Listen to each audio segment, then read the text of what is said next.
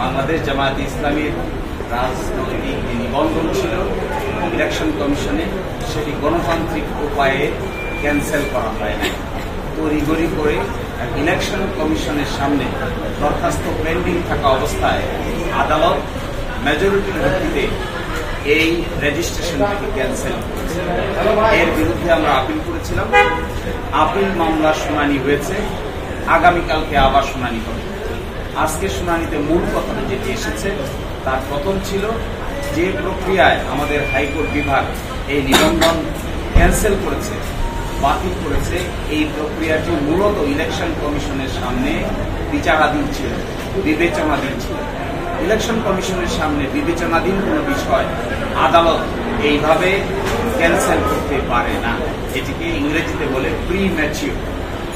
আর second কথা হলো, যারাই রিপিটিশন দায়ের করেছিলেন তাদের কোনো লোকাস্ট্যান্ডাই নাই। তারা নিজেরাই পক্ষ দুষ্ট, তারা নিজেরাই প্রযুক্তি রাজনৈতিকভাবে ভয় প্রতিপন্ন করার জন্য এই মামলা দায়ের করেছিলেন।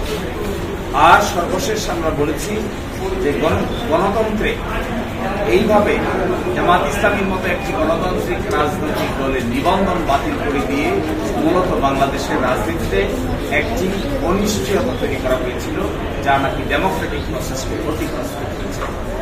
এই আর্গুমেন্টগুলোর ভিত্তিতে আমাদের আপিল বিভাগ আপিলের বিষয়ে একটি সিদ্ধান্ত উপনীত হবেন বলে আমরা আশা করি এবং আগামীকালকে বাকি অংশ শুনানি হবে।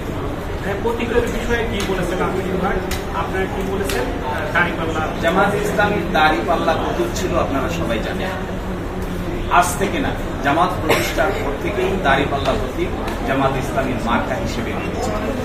বাংলাদেশের সকল সংসদীয় নির্বাচনে জামাত ইসলামী দাঁড়িপাল্লা প্রতীক নিয়েই অংশগ্রহণ করেছে এবং সবসময় সংসদে আসন সংখ্যা নিশ্চিত করে সরকারেও অংশগ্রহণ করেছে এই দাঁড়িপাল্লা প্রতীক নিয়ে।